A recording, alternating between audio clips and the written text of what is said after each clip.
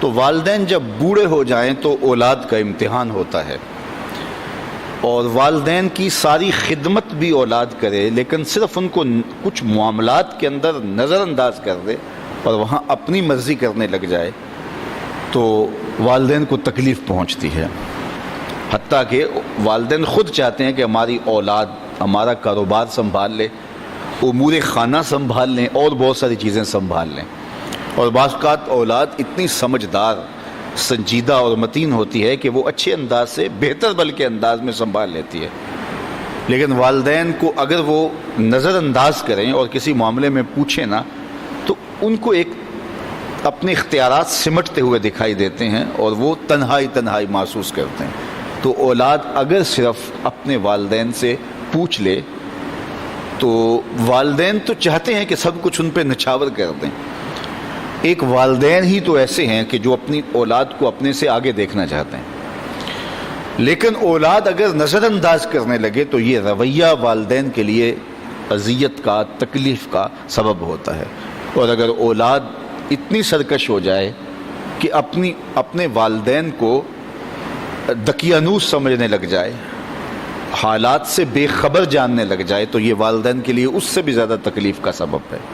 اور اگر وہ والدین کو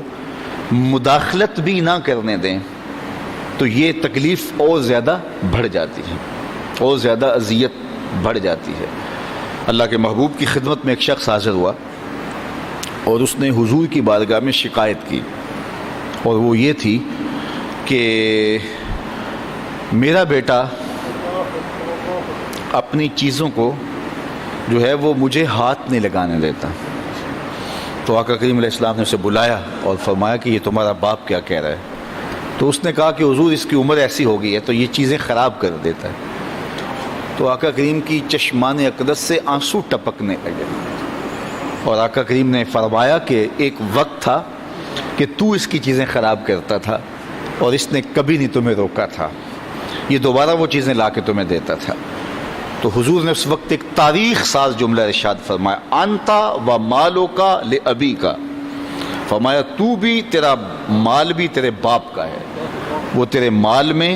تیرے معاملات میں جس طرح چاہے تصرف کر سکتا ہے، اللہ نے اس کو اختیار دیا۔ تو ماں باپ کی خدمت یہ سعادت مندی کا راستہ ہے، اور ماں باپ کو نظر انداز کر دینا، ماں باپ کی بے ادبی کرنا، ماں باپ کی توہین کرنا،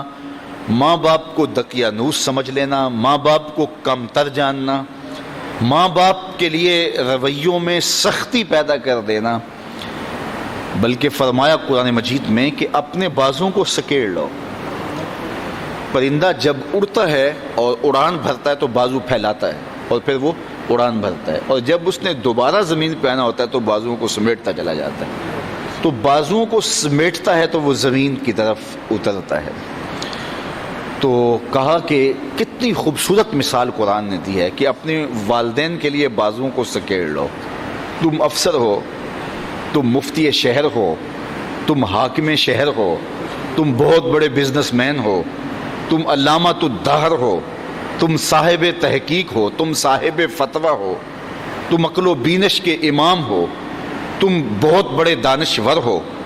تم بہت بڑے ذہین فتین شخص ہو، تمہاری عظمتوں کا زمانہ لوہا مانتا ہے، دنیا کی دانش گاہوں میں تجھ سے لوگ دنیا گزارنے کے گر سیکھتے ہیں، لیکن جب تم اڑان بھرو تو اس وقت تم مفتی رہو،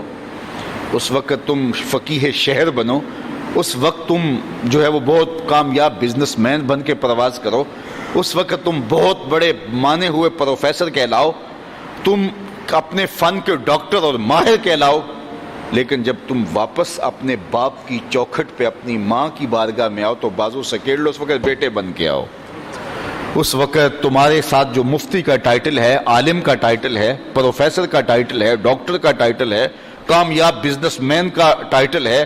وزیر اور مشیر کا ٹائٹل ہے، وہ اتر جائیں بازو سکیڑ کے، تم ایک بیٹے بن کے ماں کی آگوش، ماں کی خدمت میں اور اس کے حضور اور باپ کے حضور بیٹھو، تو یہ ان کے لیے تسکین کا سبب ہے۔ اور اب جب دوبارہ اڑان بھرو گے تو اللہ تعالیٰ تمہیں اور زیادہ عزتوں سے نوازے گا۔ تو فرمایا کہ اپنے بازوؤں کو سکیڑ لو۔ اللہ اکبر، کتنی خوبصورت بات ارشاد فرمائی، اور فرمایا کہ ان کے سامنے ادب کا لحاظ رکھو، تلقین ادب کی، اف تک نہ کہو۔